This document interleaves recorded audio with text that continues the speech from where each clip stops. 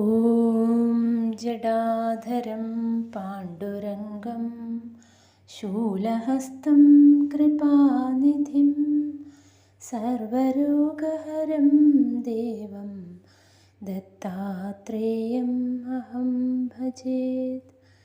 ഗുരുപരമ്പരയ്ക്കും Shri P Keshavan നമ്പൂതിരിക്കും പ്രണാമം. ശ്രീപാദ ശ്രീവല്ലഭ ചരിതാമൃതാകാരേണ ഗുരുദത്താത്രേയ ശ്രീപാദ ശ്രീവല്ലഭ പരബ്രഹ്മണേ നമഃ. പാപകർമ്മഫലത്താൽ മുള്ളുള്ള വൃക്ഷമായി ജന്മം. വ്യാപാര ആവശ്യത്തിന് ഒറീസ ദേശത്തേക്ക് പോകുന്ന വഴിക്ക് ഞാൻ ഭാഗ്യവശാൽ പീഠികാപുരത്ത് എത്തുകയും ശ്രീ ബാപ്പനാര്യയുടെ വീട് കണ്ടെത്തുകയും ചെയ്തു.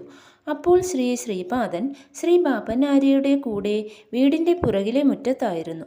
മുറ്റത്ത് മുള്ളുള്ള ഒരു വൃക്ഷമുണ്ടായിരുന്നു. ശ്രീപാദൻ ശ്രദ്ധയോടെ അതിന് വെള്ളമൊഴിക്കുകയായിരുന്നു. ശ്രീ ബാപ്പനാര്യ ചോദിച്ചു, പൊന്നു കണ്ണ, നിന്റെ വലിയ സ്നേഹപാത്രമായ ഈ മുള്ളുള്ള വൃക്ഷത്തിനെ സോമലതയെയോ സഞ്ജീവനിയെയോ പോലെ ഇത്ര ശ്രദ്ധിക്കേണ്ട ആവശ്യമുണ്ടോ? നീ ശ്രദ്ധിച്ചാലും ഇല്ലെങ്കിലും അത് വളർന്നുകൊള്ളും. ശ്രീപാദൻ പറഞ്ഞു, മുത്തച്ഛ, ഈ മുൾവൃക്ഷം കഴിഞ്ഞ ജന്മത്തിൽ നമ്മുടെ തെരുവിൽ ഉണ്ടായിരുന്ന വിസാവധാനിയാണ്. ഓ, സ്വയംഭൂദത്തൻ ശ്രീ ബാപ്പന്നാവധാനിയുടെ പൗത്രനായി അവതരിച്ചു അത്രേ. എന്ത് വിഡ്ഢിത്തം, എന്ത് ദൈവദ്രോഹം എന്ന് അന്ന് അയാൾ പരിഹസിച്ചു. ഞാനും അമ്മയും ജ്യേഷ്ഠന്മാരും അനുജത്തിമാരും ശ്രീ വെങ്കടപ്പയ്യ ശ്രേഷ്ഠിയുടെയും ശ്രീ നരസിംഹവർമ്മയുടെയും വീടുകളിൽ ഭക്ഷണം കഴിച്ചപ്പോൾ മല്ലാദി ഖണ്ഡികോട കുടുംബങ്ങൾ ആചാരങ്ങളെ ലംഘിക്കുന്നവരാണ്, അവർ ധർമ്മഭ്രഷ്ടരാണ്, ഈ രണ്ട് കുടുംബങ്ങളെയും ബ്രാഹ്മണ സമാജത്തിൽ നിന്ന് പുറത്താക്കണം എന്ന് അയാൾ ബ്രാഹ്മണ പരിഷത്തിൽ വിവാദമുണ്ടാക്കി. ശ്രീപാദൻ ദത്താത്രേയനോ? അതിന് പ്രമാണമെവിടെ? ശാസ്ത്രങ്ങളിലുണ്ടോ, വേദങ്ങളിലുണ്ടോ? ഇങ്ങനെയുള്ള കുതർക്കങ്ങൾ കൊണ്ടുവന്ന വിസാവധാനിയാണ് ഈ മുൾമരം. സർവമംഗളസ്വരൂപിണിയായ എൻ്റെ മാതൃദേവി സുമതി മഹാറാണിയെ തങ്ങളുടെ കുടുംബങ്ങളിലെ മകളായി കരുതി ശ്രീ വെങ്കടപ്പയ്യ ശ്രേഷ്ഠിയും ശ്രീ നരസിംഹവർമ്മയും ഭക്ഷണവും പുതുവസ്ത്രങ്ങളും നൽകി ആദരിച്ചു. ആദരവോടെ ഇങ്ങനെ ചെയ്യുന്നതുകൊണ്ട് തങ്ങളുടെ ജന്മങ്ങൾ ധന്യമായതായി അവർ കരുതി. അവരെ രണ്ടുപേരെയും അയാൾ ദിവസം തോറും അധിക്ഷേപിച്ചുകൊണ്ടിരുന്നു. ആ വിസാവധാനിയാണ് ഈ മുൾമരം. മരണശേഷ ക്രിയകൾ ചെയ്യുന്നതിലെ ലോഭം കൊണ്ടും പാപഭാരം കൊണ്ടും വിസാവധാനി അയാളുടെ സ്വഭാവത്തിന് ചേർന്ന ഒരു മുൾമരമായി ജനിച്ചു. വിസാവധാനി മുത്തച്ഛനെ ഈ നിലയിൽ കണ്ട് ദയ തോന്നി ഞാൻ ജലതർപ്പണം ചെയ്യുകയാണ്. അല്പസമയത്തിന് ശേഷം അവർ പുറകുവശത്തു നിന്ന് മുൻവശത്ത് തെരുവിലേക്ക് വന്നു. ശ്രീപാദ ശ്രീവല്ലഭൻ്റെ മുഗ്ധമനോഹര രൂപത്തെ കണ്ട എനിക്ക് ആനന്ദാതിരേകം കൊണ്ട് എക്കിട്ടമുണ്ടായി. കണ്ണുനീർ ധാരയായി ഒഴുകി. ഞാൻ ശ്രീപാദൻ്റെ ദിവ്യപാദങ്ങളിൽ വീണു. സ്നേഹത്തോടെ എൻ്റെ മുതുകിൽ തൊട്ട് ശ്രീപാദൻ പറഞ്ഞു, എൻ്റെ കുട്ടി, എഴുന്നേൽക്കൂ, എഴുന്നേൽക്കൂ. എന്ത് ഭ്രാന്താണിത്? നിങ്ങൾ പുനർജന്മം കിട്ടി വന്നതാണോ? ഞാൻ ഒരു പട്ടുവസ്ത്ര വ്യാപാരിയാണെന്ന് മനസ്സിലാക്കിയ ബാപ്പനാര്യ ചോദിച്ചു, ഞങ്ങളുടെ പൊന്നുകുട്ടിക്ക് യോജിച്ച ഉടുപ്പുണ്ടോ? ഞാൻ ശ്രീപാദന് ചേരുന്ന ഉടുപ്പ് കൊടുത്തു. ഗുരുചരണ, ഞാൻ ഒരു അത്ഭുതം കാട്ടിത്തരാം എന്ന് പറഞ്ഞ് ശ്രീപാദൻ എന്നെ കൂട്ടിക്കൊണ്ടുപോയി. ബാപ്പനാര്യയും കൂടെ പോന്നു. ശ്രീപാദൻ ഞങ്ങളെ ആ മുള്ളുമരത്തിനടുത്തേക്ക് നയിച്ചു. അദ്ദേഹം വൃക്ഷത്തോട് പറഞ്ഞു, വിസാവധാനി മുത്തച്ഛ, നിങ്ങളുടെ സന്താനങ്ങൾ ശ്രദ്ധാരഹിതമായി ശ്രാദ്ധകർമ്മങ്ങൾ ചെയ്തതുകൊണ്ടും നിങ്ങൾ ബാപ്പനാര്യയെ പോലുള്ള മഹാപുരുഷന്മാരെ അകാരണമായി നിന്ദിച്ചതുകൊണ്ടുമാണ് നിങ്ങൾക്ക് നീചമായ ഈ ജന്മം കിട്ടിയത്. ഈ ഗുരുചരണൻ മുജ്ജന്മത്തിൽ നിങ്ങളുടെ മകനായിരുന്നു. ഞാൻ അയാളെ കൊണ്ട് നിങ്ങളുടെ ശ്രാദ്ധകർമ്മങ്ങൾ ചെയ്യിക്കാം. നിങ്ങൾക്ക് സമ്മതമാണോ? ഞങ്ങൾ അമ്പരന്നു നിന്നു. പരേതാത്മാവായി വായുരൂപത്തിൽ ആ മരത്തിൽ പ്രവേശിച്ചിരുന്ന വിസാവധാനി തനിക്ക് അതിൽ അധികം എന്ത് ഭാഗ്യമാണ് ഉണ്ടാകാനുള്ളത് എന്ന് സ്പഷ്ടമായി പറഞ്ഞു. ശ്രീപാദൻ എന്നെക്കൊണ്ട് ആ വൃക്ഷത്തെ വേരോടെ മുഴുവനായി പറിച്ചെടുപ്പിച്ചു. 2 അത്തിക്കമ്പുകൾ എൻ്റെ കയ്യിൽ തന്ന് അവ കൊണ്ട് തീ പിടിപ്പിക്കുവാൻ പറഞ്ഞു. ആ കമ്പുകൾ തമ്മിൽ ഉരസി ഞാൻ തീയുണ്ടാക്കി ആ വൃക്ഷത്തെ ദഹിപ്പിച്ചു. ശ്രീപാദൻ എന്നോട് കുളിക്കുവാൻ നിർദ്ദേശിച്ചു. കുളിച്ചു വന്ന എനിക്ക് വിഭൂതി തന്ന് അത് എൻ്റെ ദേഹത്തിൽ ലേപനം ചെയ്യുവാൻ പറഞ്ഞു. അദ്ദേഹം പറഞ്ഞു, ശിവൻ തൻ്റെ ദേഹത്തിൽ ശ്മശാനത്തിൽ നിന്നുള്ള ഭസ്മം അണിയുന്നു എന്ന് ജനങ്ങൾ വിചാരിക്കുന്നു. മഹാപുരുഷന്മാരും മഹാസിദ്ധന്മാരും മഹായോഗികളും മഹാഭക്തരും കാലധർമ്മം പ്രാപിച്ചതിനു ശേഷം അവരെ ദഹിപ്പിച്ച ഭസ്മമാണ് ശിവൻ തൻ്റെ ദേഹത്തിൽ ധരിക്കുന്നത്.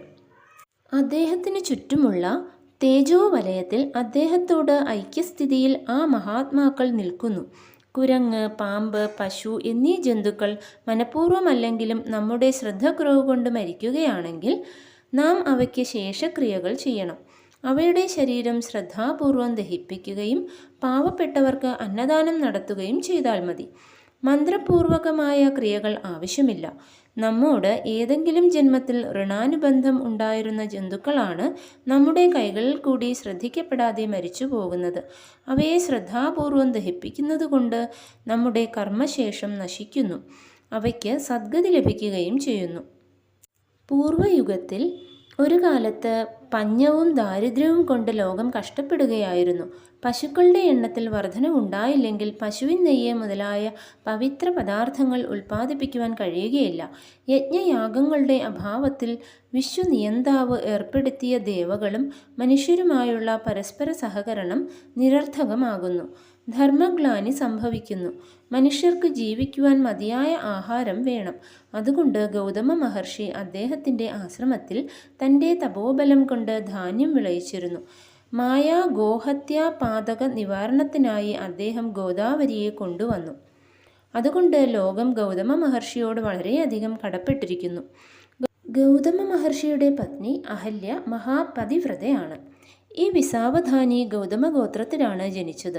ഗൗതമ മഹർഷിയുമായുള്ള വിസാവധാനിയുടെ ബന്ധം ആ ഗോത്രത്തിൽ ജനിച്ചു എന്നത് മാത്രമാണ്.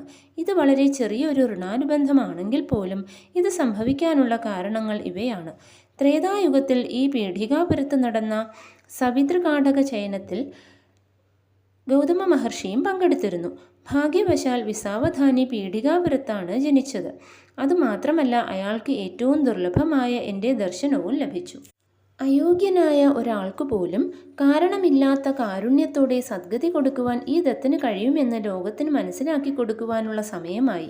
ഋണാനുബന്ധമില്ലെങ്കിൽ ഒരു നായ പോലും നിങ്ങളുടെ അടുത്ത് വരികയില്ല.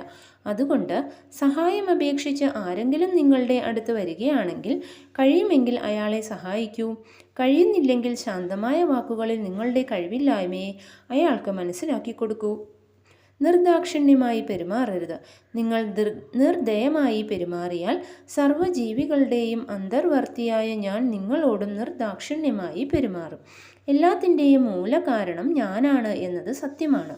ഈ സത്യം നിങ്ങളും ഈ ലോകവും ഈ സൃഷ്ടി മുഴുവനും സത്യമാണെന്നതുപോലെ സത്യമാണ്. ഇവയ്ക്കെല്ലാം ഞാൻ മൂലകാരണമാണെന്നതും സത്യമാണ്. ഞാൻ എല്ലാ സത്യങ്ങൾക്കും സത്യമായ പരമസത്യമാണ്. വേദത്തിലും സത്യജ്ഞാനമനന്തം ബ്രഹ്മ എന്ന് പറഞ്ഞിട്ടുണ്ട്. ശ്രീപാദൻ ഇപ്രകാരം എല്ലാം വിസ്തരിച്ചു പറഞ്ഞു. ഞാൻ നിശ്ചേഷ്ടനായി എല്ലാം കണ്ടുകൊണ്ടിരുന്നു. ശ്രീ ബാപ്പനാരിയുടെ കണ്ണുകളിൽ നിന്ന് ആനന്ദാശ്രുക്കൾ ഒഴുകിക്കൊണ്ടിരുന്നു. തൻ്റെ ചെറിയ കൈകൾ കൊണ്ട് മുത്തച്ഛൻ്റെ കവിളുകളിലെ കണ്ണുനീർ തുടച്ച് ശ്രീപാദൻ പറഞ്ഞു, മുത്തച്ഛ, അങ്ങ് ഈയിടെയായി എപ്പോഴും എന്നെക്കുറിച്ച് ചിന്തിച്ചു കൊണ്ടിരിക്കുകയാണ്. അങ്ങയുടെ ജന്മം ധന്യമായി. ഞാൻ കൃത്യമായി അങ്ങയുടെ രൂപത്തിൽ നരസിംഹ സരസ്വതിയുടെ അവതാരമെടുക്കും. ഇത് സത്യം. ഇങ്ങനെ പറഞ്ഞ് അദ്ദേഹം തൻ്റെ കൈ ബാപ്പനാര്യയുടെ കയ്യിൽ വെച്ചു. അപ്പോൾ ബാപ്പനാര്യ, ശ്രീപാദ, കുറേ ദിവസങ്ങളായി എൻ്റെ മനസ്സിലൊരു സംശയമുണ്ട്, ഞാൻ ചോദിക്കട്ടെ എന്ന് ചോദിച്ചു. ശ്രീപാദൻ ചിരിച്ചുകൊണ്ട് പെട്ടെന്ന് പറഞ്ഞു, മുത്തച്ഛ, അങ്ങയുടെ നിലയിലുള്ള ഒരാൾക്ക് സംശയമോ? 10 വയസ്സുള്ള ഒരു കുട്ടിയായ ഞാനത് തീർക്കുകയും. എങ്കിലും ശ്രമിക്കാം, ചോദിക്കൂ. പിന്നെ ഈ സംഭാഷണം നടന്നു. ബാപ്പനാര്യ, സൃഷ്ടിസ്ഥിതി ലയങ്ങൾ ബ്രഹ്മ വിഷ്ണു മഹേശ്വരന്മാരാണോ ചെയ്യുന്നത്? ശ്രീപാദൻ, അതെ. ബാപ്പനാര്യ, അവരുടെ ശക്തി യഥാക്രമം സരസ്വതി, ലക്ഷ്മി, പാർവതി എന്നിവരാണ് അല്ലേ? ശ്രീപാദൻ, അതെ. ബാപ്പനാര്യ, ഈ ത്രിമൂർത്തികളെയും ഈ ശക്തികളെയും ആദിപരാശക്തി സൃഷ്ടിച്ചു അല്ലേ? ശ്രീപാദൻ, അതെ. ബാപ്പനാര്യ, അപ്പോൾ നീ ആരാണ്? ശ്രീപാദൻ സർവ്വദൈവങ്ങളുടെയും സ്വരൂപമാണ്. ശ്രീപാദൻ എല്ലാത്തിൻ്റെയും മൂലമാണ്. മുത്തച്ഛനിൽ നിന്ന് ഇങ്ങനെ തുടർച്ചയായ ചോദ്യങ്ങൾ വന്നപ്പോൾ ശ്രീപാദൻ മുഗ്ധമനോഹരമായി പുഞ്ചിരിച്ചുകൊണ്ട് പറഞ്ഞു, മുത്തച്ഛ, ഞാൻ ഇപ്പോൾ തന്നെ അങ്ങയുടെ കൺമുമ്പിൽ വെച്ച് ഒരു മുൾവൃക്ഷത്തിന് സദ്ഗതി കൊടുത്തു. എൻ്റെ പ്രവൃത്തികൾക്ക് ശാസ്ത്ര പ്രമാണമുണ്ടോ എന്ന് ചർച്ച ചെയ്യേണ്ടതായ ആവശ്യമില്ല. ഞാൻ എല്ലാ യോഗസ്ഥിതികളിലും ഉണ്ട്. ആ സ്ഥിതികളിലുള്ള യോഗി എന്നെ സന്ധിക്കും. സൃഷ്ടി മായയല്ല, ഇതെല്ലാം സൃഷ്ടിയാണെന്ന് ചിന്തിക്കുന്നത് മായയാണ്. സൃഷ്ടികളിലെല്ലാമുള്ള ഒരു ഭഗവത് ചൈതന്യമുണ്ട്. എന്നാൽ അത് വിവിധ സ്ഥിതികളിലും അവസ്ഥകളിലുമുള്ള പരിണാമത്തിനു വിധേയമാണ്. ഈ പരിണാമക്രമത്തിന് കാലം ആധാരമാണ്. കാലത്തെക്കുറിച്ച് അറിവുണ്ടാകുമ്പോൾ പരിണാമക്രമം അനുഭവത്തിൽ ഉണ്ടാകും. സൂര്യൻ, ചന്ദ്രൻ, ഖഗോളങ്ങൾ ഇവ കാരണമാണ് കാലത്തെക്കുറിച്ച് ധാരണ ഉണ്ടായത്. അത്രി മഹർഷിക്ക് ത്രികാലജ്ഞാനവും അവസ്ഥാത്രയ ജ്ഞാനവും ഒരേ കാലത്ത് തന്നെ അനുഭവമായിരുന്നു. അനസൂയ മാതാവിന് ഈ സൃഷ്ടിയിലെ അനസൂയ, അതായത് അസൂയയില്ലായ്മ തത്വത്തിൻ്റെ അനുഭവമുണ്ടായിരുന്നു. എനിക്ക് സൃഷ്ടിസ്ഥിതിലയവും സൂക്ഷ്മ സ്ഥൂല കാരണശരീരവും ഭൂത ഭവിഷ്യത് വർത്തമാനം മുതലായ എല്ലാം ഒരേ കാലത്ത് തന്നെ അനുഭവമാകുന്നു. അതുകൊണ്ട് എൻ്റേതൊരു അനന്ത വർത്തമാനമാണ്. സംഭവിച്ചതും സംഭവിക്കുന്നതും സംഭവിക്കാനുള്ളതും എല്ലാം ഒരേ സമയത്ത് എനിക്ക് അനുഭവമാകുന്നു. അങ്ങനെയുള്ള ഒരു സ്ഥിതിയിൽ ത്രിമൂർത്തികളും ത്രിശക്തികളും എന്നിൽ ഉണ്ടെങ്കിൽ അതിൽ ആശ്ചര്യപ്പെടുവാൻ ഒന്നുമില്ല.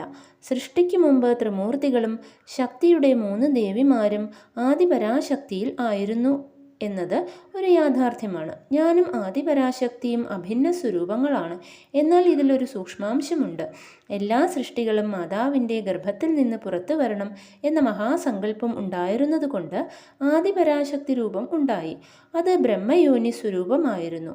അതിൽ നിന്ന് ത്രിമൂർത്തികളും ത്രിശക്തികളും ഉണ്ടായി. എന്നാൽ ആദിപരാശക്തി സൃഷ്ടി സങ്കല്പവും സൃഷ്ടിരൂപം ഇന്ന തരത്തിൽ ആയിരിക്കണമെന്ന സങ്കല്പവും ഏതു വിധമാണ് ഉണ്ടായത്? അതിൻ്റെ പ്രേരകശക്തി അഥവാ മഹാസങ്കല്പ സ്വരൂപം ഞാനായിരുന്നു. ആ മഹാസങ്കല്പം അനുസരിച്ചായിരുന്നു ആദിപരാശക്തിയുടെയും ത്രിമൂർത്തികളുടെയും ത്രിശക്തികളുടെയും ആവിർഭാവം. ആ മഹാസങ്കല്പ സ്വരൂപം പരമഗുരു സ്വരൂപമായിരുന്നു. ഇത് അത്യന്ത രഹസ്യമായ കാര്യമാണ്. ആ മഹാസങ്കല്പ സ്വരൂപത്തിൻ്റെ സങ്കല്പം ഉടനെ സിദ്ധിക്കുന്നു. സങ്കല്പവും സിദ്ധിയും ഒരേ സമയത്ത് നടക്കുന്നു. എല്ലാ ശക്തികളെയും നിഷേധിക്കുവാൻ കഴിവുള്ള മൂലശക്തിയാണ് ഞാൻ. സൃഷ്ടിയിൽ മാതാശിശുബന്ധവും പിതാപുത്രബന്ധവും ഭാര്യാഭർത്തൃബന്ധവും സഹോദരീ സഹോദര ബന്ധവും അനിവാര്യമാണ്. ഈ പവിത്ര ബന്ധങ്ങൾക്ക് ആദർശമായി കാണിക്കുവാനായി ദേവീ ദേവതാ സ്വരൂപങ്ങൾ ഉണ്ടായി. ജീവൻ മായയിലുള്ള ശക്തിയാണ്. ഞാൻ മായയ്ക്ക് അതീതമായ മഹാശക്തിയാണ്. യോഗശക്തി കൊണ്ട് മാത്രമേ മായാശക്തിക്കും മഹാശക്തിക്കും യോജിക്കുവാൻ കഴിയുകയുള്ളൂ. ആദിപരാശക്തിയുടെയും മൂലദത്തൻ്റെയും ആരാധനയിൽ ത്രിമൂർത്തികളും ത്രിശക്തികളും അന്തർലീനമായുണ്ട്. ആത്മീയ സാധനകളിൽ ഉയർച്ച നേടിയവർക്ക് മാത്രമേ ഈ ദൈവബന്ധങ്ങളെയും അവയുടെ തത്വങ്ങളെയും ആത്മീയ പുരോഗതിയിലെ പ്രസക്തമായ അവസ്ഥകളുടെ അനുഭവങ്ങളെയും മനസ്സിലാക്കുവാൻ കഴിയുകയുള്ളൂ. ശ്രീപാദനെ ആരാധിക്കുന്നവരുടെ എല്ലാ പാപങ്ങളും അകറ്റപ്പെടുന്നു. ഒരു മൃഗത്തിനെ സംസ്കൃത വ്യാകരണം പഠിപ്പിക്കുന്നത് നിഷ്പ്രയോജനമാണ്. മൃഗത്തിന് പഠിക്കണമെന്നുണ്ടെങ്കിൽ അതിന് നീചജന്മത്തിൽ നിന്ന് മോചിക്കപ്പെട്ട് മനുഷ്യജന്മമെടുത്ത് പഠിപ്പിക്കുവാൻ സാമർഥ്യമുള്ള ഒരു വ്യക്തിയിൽ നിന്ന് അത് പഠിക്കേണ്ടതുണ്ട്. ഓരോ ജീവിയോടും എനിക്ക് ഒരു അന്തർബന്ധം ഉള്ളതുകൊണ്ട് ഞാൻ അവയിൽ നിന്ന് അവയുടെ സംസ്കാരങ്ങളും പ്രവണതകളും മാലിന്യങ്ങളും സ്വീകരിച്ച് ദിവസം തോറും സ്നാനം, ജപം മുതലായവകളിലൂടെ അവയെ ദഹിപ്പിച്ച് ജീവികളുടെ പരിണാമത്തെ സഹായിക്കുന്നു. വാസ്തവത്തിൽ എനിക്ക് പൂജയും മറ്റും ചെയ്യേണ്ടതായ ആവശ്യമില്ല. എന്നെ ആരാധിക്കുന്നവരുടെ അനേക പാപസംസ്കാരങ്ങളെ ഞാൻ എന്നിലേക്ക് ആകർഷിച്ച് കുലദൈവമായ കാലാഗ്നിശമനദത്തന് സ്ഥൂല പൂജ ചെയ്യുന്നു. ആ പൂജ ചെയ്യുന്നത് കൊണ്ടുള്ള മഹാഫലങ്ങളെ ഞാൻ എൻ്റെ ആരാധകർക്കായി സമർപ്പിക്കുന്നു. കർമ്മം ചെയ്യാതെ ഫലം നൽകുവാൻ കഴിയില്ല. അതുകൊണ്ട് തപശ്ചര്യയും മഹാപുണ്യകർമ്മങ്ങളും ഞാൻ ഈ ശരീരം കൊണ്ട് ആചരിക്കുന്നു. ഞാൻ അനന്ത ചൈതന്യമായതുകൊണ്ട് ചെയ്യുന്ന കർമ്മങ്ങൾക്ക് ഉടൻ ഫലം ലഭിക്കുന്നു. ആ ഫലങ്ങളെ എൻ്റെ ഭക്തർക്ക് അവരവരുടെ യോഗ്യതയ്ക്കനുസരിച്ച് കൈമാറ്റം ചെയ്യുന്നു. അതുകൊണ്ടാണ് എൻ്റെ രൂപം ആദി ഗുരുസ്വരൂപമാകുന്നത്. തൻ്റെ മാതാപിതാക്കളുടെ സ്വത്തുക്കൾക്ക് കുട്ടി അവകാശിയാകുന്നത് പോലെ ഗുരുവിൻ്റെ എല്ലാ തപശക്തികൾക്കും ശിഷ്യന്മാർ അവകാശികളായി തീരുന്നു. കർമ്മം ചെയ്യുക എന്നത് അനിവാര്യമായ കാര്യമാണെന്ന് ഭഗവത്ഗീതയിൽ പറഞ്ഞിട്ടുമുണ്ട്. എൻ്റെ അവതാരത്തിന് അവസാനമില്ല. ശ്രീദത്തനായ എന്നെ സമീപിക്കുക എളുപ്പമാണ്. മറ്റുള്ള ദേവതകൾ ഭക്തരുടെ തപസ്സുകൊണ്ട് സന്തുഷ്ടരായതിനു ശേഷം വരങ്ങൾ നൽകുന്നു. എന്നാൽ ഗുരുസ്വരൂപമായ ദത്തൻ ശിഷ്യന്മാർക്ക് വരങ്ങൾ നേടുന്നതിൽ മാർഗതടസ്സമായി നിൽക്കുന്ന ദുഷ്ടശക്തികളെയും അശുഭങ്ങളെയും തൻ്റെ തപശക്തി കൊണ്ട് പരിഹരിച്ച് അവരെ അനുഗ്രഹിക്കുന്ന കാരുണ്യസ്വരൂപമാണ്. മുത്തച്ഛ, അതുകൊണ്ടാണ് എന്നെ സ്മൃതി മാത്ര പ്രസന്നൻ എന്ന് പറയുന്നത്. എല്ലാ ഗുരുക്കന്മാരുടെയും രൂപത്തിലുള്ളത് ഞാനാണ്. മഹാകാരുണ്യം കൊണ്ട് അവതരിച്ച പരമഗുരുസ്വരൂപം ആയതുകൊണ്ട് ഈ അവതാരത്തിന് പരിസമാപ്തിയില്ല. ഭക്തൻ്റെ വിളി വരുന്ന ഉടനെ ഞാൻ മറുപടി നൽകുന്നു. ഞാൻ ഭക്തൻ്റെ വിളി കാത്തിരിക്കുകയാണ്. ഭക്തൻ എൻ്റെ അടുത്തേക്ക് ഒരു അടി വയ്ക്കുമ്പോൾ ഞാൻ അവരുടെ അടുത്തേക്ക് 100 അടി വയ്ക്കും. എൻ്റെ പ്രകൃതിയാ ഉള്ള രീതി എൻ്റെ ഭക്തരെ കൺപോള കണ്ണിനെ എന്ന പോലെ കാക്കുകയും അവരെ എല്ലാ ആപത്തുകളിൽ നിന്നും ബുദ്ധിമുട്ടുകളിൽ നിന്നും പരിരക്ഷിക്കുകയും ചെയ്യുക എന്നതാണ്. ഇപ്രകാരം ശ്രീ ബാപ്പനാരിക്ക് ശ്രീപാദൻ ദിവ്യോപദേശം നൽകി. അപ്പോൾ ഞാൻ ആ മഹാഗുരുവിനോട്, മഹാപ്രഭോ, സോമലതയെയും സോമയാഗത്തെയും കുറിച്ച് എനിക്ക് കേട്ടുകേൾവിയുണ്ട്. ദയവു ചെയ്ത് അവയെക്കുറിച്ച് വിസ്തരിച്ചു പറഞ്ഞു തന്നാലും എന്ന് പറഞ്ഞു. ശ്രീപാദൻ പറഞ്ഞു, സോമലതയെ സഞ്ജീവനി എന്നും പറയും. സോമലത കാണണമോ? വേണമെന്ന് ഞാൻ പറഞ്ഞപ്പോൾ സഞ്ജീവനി ചെടി അദ്ദേഹത്തിൻ്റെ കയ്യിൽ പ്രത്യക്ഷമായി. അദ്ദേഹം അത് എനിക്ക് സമ്മാനിച്ചു. അദ്ദേഹത്തിൻ്റെ ദിവ്യപ്രസാദമായി ഇന്നും ഞാൻ അത് എൻ്റെ പൂജാമന്ദിരത്തിൽ ഭദ്രമായി സൂക്ഷിക്കുന്നു. ശ്രീപാദൻ തുടർന്നു, ഈ സഞ്ജീവനി ഹിമാലയ പർവ്വത ശ്രേണികളിലും കാശ്മീരത്തിൽ മാനസ സരോവരത്തിലും സിന്ധു നദിയുടെ ഉത്ഭവസ്ഥാനത്തും ശ്രീ മല്ലികാർജുന പ്രഭുവിൻ്റെ നിത്യനിവാസ സ്ഥലമായ ശ്രീ ശൈലപർവ്വതത്തിലും സഹ്യാദ്രിയിലും മഹേന്ദ്രദേവഗിരിയിലും വിന്ധ്യപർവ്വതശ്രേണിയിലും ബദരി അരണ്യപ്രാന്തങ്ങളിലും ലഭ്യമാണ്. ഇതിൻ്റെ പ്രഭാവം കൊണ്ടാണ് ലക്ഷ്മണൻ മോഹാലസ്യത്തിൽ നിന്ന് ഉണർന്നത്. ഇത് ദേഹത്തിൽ പുരട്ടിയാൽ ആകാശസഞ്ചാരത്തിനുള്ള കഴിവ് സിദ്ധിക്കുന്നു. ഇത് മാംസപേശികളുടെ ആരോഗ്യവും കണ്ണുകളുടെ തിളക്കവും ശ്രവണശക്തിയും വർദ്ധിപ്പിക്കുന്നു. ഇത് ഉപയോഗിക്കുന്നത് കൊണ്ട് പല രോഗങ്ങൾക്കും ശമനമുണ്ടാകുന്നു. ഇതിൻ്റെ പ്രഭാവം കൊണ്ട് അഗ്നി കൊണ്ടും ജനം കൊണ്ടും വിഷം കൊണ്ടും ഉണ്ടാകുന്ന ഭയവും ക്ലേശങ്ങളും ബാധിക്കാതാകുന്നു. ഇതുകൊണ്ട് അഷ്ടസിദ്ധികൾ ഉണ്ടാകുന്നു. ശുക്ലപക്ഷത്തിൻ്റെ തുടക്കം മുതൽ ദിവസത്തിൽ 1 എന്ന കണക്കിൽ സഞ്ജീവനി ചെടിയിൽ ഇലകൾ മുളയ്ക്കുന്നു. പൗർണമി ദിവസം 15 ഇലകൾ ഉണ്ടായിരിക്കും. വീണ്ടും കൃഷ്ണപക്ഷത്തിന് അടുത്ത 15 ദിവസം ദിവസത്തിൽ 1 ഇല വീതം കൊഴിഞ്ഞ് അമാവാസിയാകുമ്പോൾ ഇലയില്ലാതായി ചെടി ഉണങ്ങിപ്പോകുന്നു. ഈ ഉണങ്ങിയ കമ്പ് വെള്ളം നനച്ച് ഇരുട്ടത്ത് വെച്ചാൽ അത് വെളിച്ചം പ്രസരിപ്പിക്കുന്നു. സഹ്യാദ്രി ശ്രേണിയിലും ഭീമശങ്കര പർവ്വതത്തിലും ക്രൂരമൃഗങ്ങൾ ഈ സഞ്ജീവനി ചെടികൾക്ക് കാവൽ നിൽക്കുന്നു. അമാവാസി ദിവസം അർദ്ധരാത്രിയിലെ ഈ ദീപക്കാഴ്ച കാണേണ്ടതാണ്. എൻ്റെ കുട്ടി ഗുരുചരണ, ഈ വിധത്തിലുള്ള 24 തരം ഔഷധ സസ്യങ്ങളുണ്ട്. അവയെല്ലാം പവിത്രമാണ്. ഈ സസ്യങ്ങളിൽ ദൈവീക ശക്തികൾ ഉണ്ട്. അതുകൊണ്ട് ഏറ്റവും വിനയഭാവത്തോടെ പവിത്രമായ വേദമന്ത്രങ്ങൾ ജപിച്ചുകൊണ്ടായിരിക്കണം ഈ സസ്യങ്ങൾ ശേഖരിക്കുന്നത്. ആ ദിവ്യ ഔഷധ സസ്യങ്ങൾ ഇവയാണ്: 1 സോമ, 2 മഹാസോമ, 3 ചന്ദ്രമ, 4 അംശുമാൻ, 5 മഞ്ജുവാൻ, 6 രജതപ്രഭു, 7 ദൂർവ, 8 കനിയാൻ, 9 ശ്വേതാൻ, 10 കനകപ്രഭ, 11 പ്രധാനവാൻ, 12 ലാൽ വൃത്ത, 13 കരധീര, 14 അംശവാൻ, 15 സ്വയംപ്രഭ, 16 രുദ്രാക്ഷ, 17 ഗായത്രി, 18 ഏഷ്ടം, 19 പാവത, 20 ജഗത്, 21 ശാകർ, 22 അനിഷ്ടം, 23 രൈക്ത, 24 ശ്രീപദ ഗായത്രി. ശ്രീപാദനോട് വിടവാങ്ങി ഞാൻ പീഠികാപുരം വിട്ടു. ഞങ്ങൾ ഈ വൃത്താന്തം വിവരിച്ചതിനു ശേഷം മാനസസഞ്ചാരം പൂർത്തിയാക്കിയ മഹാഗുരുവിൻ്റെ ദർശനത്തിന് അനുവാദം ലഭിച്ചു. ഞങ്ങൾ ശ്രീപാദനെ കണ്ടു വണങ്ങി. ആ ദിവ്യഹസ്തങ്ങളിൽ നിന്ന് ഫലമൂലങ്ങളും പ്രസാദവും സ്വീകരിച്ചു. അദ്ദേഹം ഞങ്ങളോട്, നിങ്ങൾ ഇരുവരും കൃഷ്ണാനദിയുടെ അക്കരയ്ക്ക് പോകൂ. അവിടെ മാംചാല ഗ്രാമമുണ്ട്. ഗ്രാമദേവതയായ ദേവി നിങ്ങളെ അനുഗ്രഹിക്കും. ആ അനുഗ്രഹം നേടിയതിനു ശേഷം കുരുഗഡ്ഡയിലേക്ക് തിരികെ വരൂ. നിങ്ങൾ എവിടെയായിരുന്നാലും എത്ര ദൂരെ ആയിരുന്നാലും ഞാൻ നിങ്ങളെ നിരീക്ഷിച്ചു കൊണ്ടിരിക്കുമെന്നറിയുക. ഭാവിയിൽ മാംചാല ഗ്രാമം വിശ്വപ്രസിദ്ധമാകും. ഒരു മഹാപുരുഷൻ്റെ സമാധി കൊണ്ടാണ് അത് വിശ്വപ്രസിദ്ധമാകുക. ആ മഹാപുരുഷൻ്റെ ലീലകൾ വളരെ വിചിത്രങ്ങളായിരിക്കും. സ്ഥൂലമായ കാഴ്ചപ്പാടിൽ ഒരു പീഠികാപുരം ഉള്ളതുപോലെ സൂക്ഷ്മമായ കാഴ്ചപ്പാടിലും ഒരു പീഠികാപുരം ഉണ്ട്. അത് സ്വർണ്ണ പീഠികാപുരമാണ്. എൻ്റെ സ്ഥൂല ശരീരത്തിന് ചുറ്റുമുള്ള തേജോവലയത്തിൽ സുപ്രതിഷ്ഠിതമാണ് അത്. എൻ്റെ കടാക്ഷം ഉള്ളവർക്ക് അവർ ഏതു യുഗത്തിലോ ദേശത്തിലോ കാലത്തിലോ ഉള്ളവരായാലും അവരുടെ ചൈതന്യം സ്വർണ്ണ പീഠികാപുരത്തിൽ സുപ്രതിഷ്ഠിതമായിരിക്കും. ഇത് യോഗദൃഷ്ടിയുള്ള ആർക്കും മനസ്സിലാക്കാൻ കഴിയും. തങ്ങളുടെ ജീവചൈതന്യത്തിന് സ്വർണ്ണ പീഠികാപുരത്ത് സ്ഥാനം സമ്പാദിക്കുന്നവർ ധന്യരാണ്. ഞാൻ അവരുടെ ഓരോ ജന്മത്തിലും അവരെ പിന്തുടരുകയും സംരക്ഷിക്കുകയും ചെയ്യും. മകനേ ശങ്കരഭട്ട്, കുറേ നൂറ്റാണ്ടുകൾക്ക് ശേഷം എൻ്റെ പേരിൽ ഒരു മഹാസംസ്ഥാനം ഉണ്ടാകും. എൻ്റെ മാതാമഹൻ്റെ ഗൃഹത്തിൽ, എൻ്റെ ജന്മസ്ഥലത്ത് ഔദുംബര വൃക്ഷച്ചുവട്ടിൽ എൻ്റെ പാദുകങ്ങൾ പ്രതിഷ്ഠിക്കപ്പെടും. എൻ്റെ മുന്നവതാരത്തിൻ്റെയും എൻ്റെ പിന്നവതാരത്തിൻ്റെയും എൻ്റെയും വിഗ്രഹങ്ങളും പ്രതിഷ്ഠിക്കപ്പെടും. ഞാൻ നിങ്ങൾക്ക് ദിവ്യദൃഷ്ടി നൽകുന്നു, കണ്ടുകൊള്ളൂ. ഇങ്ങനെ പറഞ്ഞ് അദ്ദേഹം എൻ്റെയും ഗുരുചരണൻ്റെയും നെറ്റികളിൽ പുരുകങ്ങൾക്ക് ഇടയിലുള്ള ഭാഗത്ത് തൊട്ടു. ഞങ്ങൾ ആ സുന്ദരമായ ദൃശ്യം കണ്ട് ധന്യരായി. അദ്ദേഹത്തിൻ്റെ സങ്കല്പം വളരെ സൂക്ഷ്മദൃഷ്ടിയോടെ ഉള്ളതാണ്. ലീലകൾ വിചിത്രമാണ്. ഞങ്ങൾ പോകാൻ പുറപ്പെട്ടപ്പോൾ അദ്ദേഹം പറഞ്ഞു, വസിഷ്ഠൻ്റെ അംശമുള്ള ഒരാൾ എൻ്റെ സംസ്ഥാനത്തിൽ പൂജാരിയായി വരും. ശ്രീപാദരാജം ശരണം പ്രപദ്യേ.